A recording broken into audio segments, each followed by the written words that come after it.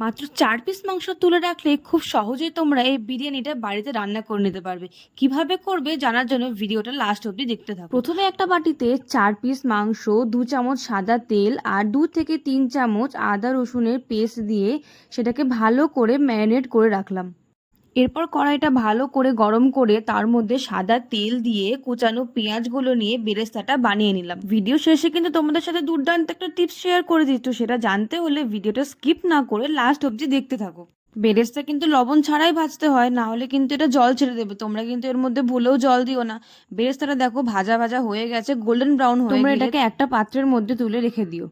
পেঁয়াজটা তুলে রাখার পর দেখো এর মধ্যে ম্যারিনেট করে রাখা চিকেনগুলো একে একে দিয়ে দিলাম। বাড়িতে চিকেন আসলে আমি সেখান থেকে ২-৩ পিস ৪ পিস এভাবে তুলেই রেখে দিই, কিছু না কিছু বানাই। তো আমার আজকে মনে হলো যে হঠাৎ করে আজকে আমি টিফিনে বিরিয়ানি নিয়ে যাব। এই বিরিয়ানিটা কিন্তু আমি সকালবেলা ৪৫ মিনিট থেকে ১ ঘন্টার মধ্যেই বানিয়ে ফেলেছি। আর হ্যাঁ, একটা কথা, আমি কিন্তু এখানে অফ ক্যামেরাতে এর মধ্যে লবণ দিয়েছি, তোমরা কিন্তু লবণ দিয়ে আস্তে আস্তে ঢাকা দিয়ে সিদ্ধ করে নিও মাংসটা।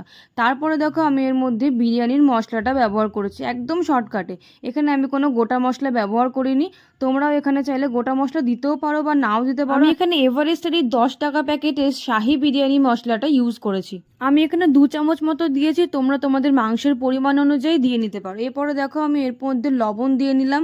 লবণ দিয়ে অল্প অল্প জল দিয়ে মাংসটাকে ঢাকা দিয়ে ভালো করে সিদ্ধ করে নিলাম। এটা একদম চট জলদি বিরিয়ানিতে মাংসটাকে প্রপার পুরো 100% সিদ্ধ করে তারপরেই গ্যাসটাকে বন্ধ করেছি, কারণ এটাকে আমি বেশিক্ষণ দমের জন্য রাখবো না। আর এখানে দেখো যে ট্রিক্সটার কথা তোমাদের বলেছিলাম, সেটা হলো ১ চামচ কেওড়া জল, ২ চামচ গোলাপ জল, আর তার মধ্যে আমি কিন্তু আতর দিয়ে কোনো রং ব্যবহার করিনি বা কেশর ব্যবহার করিনি। এর মধ্যে আমি দিয়েছি অল্প সামান্য পরিমাণে হলুদ। তোমরা মনে করতে পারো যে হলুদের কাঁচা গন্ধ বেরোবে, কিন্তু একদমই নয়। মানে তোমরা একদম সামান্য পরিমাণে হলুদ গুঁড়ো ব্যবহার করবে, তাহলে কোনো গন্ধই বেরোবে না। এরপরে দেখো আমি বিরিয়ানিটাকে আস্তে আস্তে লেয়ার করে নিলাম। এখানে ৪ পিস মাংসের জন্য আমি ২৫০ গ্রাম চাল ব্যবহার করেছি।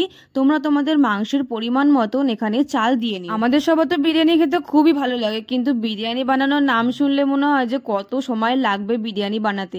তার থেকে বরং রাস্তা দিয়ে কিনেই খাই, কিন্তু কিনে খেলে কি আর এতটা হেলদি হয়? দেখো আমি এর উপরে একে একে বেরেস্তা আর তারপর গোলাপ জল আর কেওড়া জলের যে মিশ্রণটা রেখেছিলাম সেটা পুরোপুরি এর উপর দিয়ে দিলাম।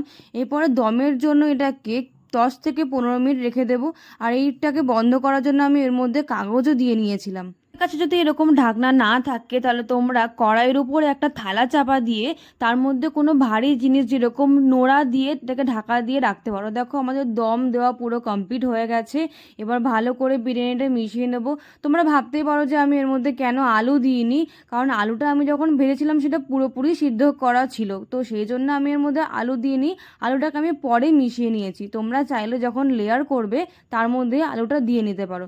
এরপর দেখো এটাকে হালকা নাড়াচাড়া করে একদম ভালোভাবে মিশিয়ে নেবো। তারপরে দেখো আমাদের বিরিয়ানি পুরো একদম রেডি হয়ে গেল। কোনো কম সময়ের মধ্যে লাইট বিরিয়ানি বানাতে চাও তাহলে এই রেসিপিটা ফলো করতে পারো।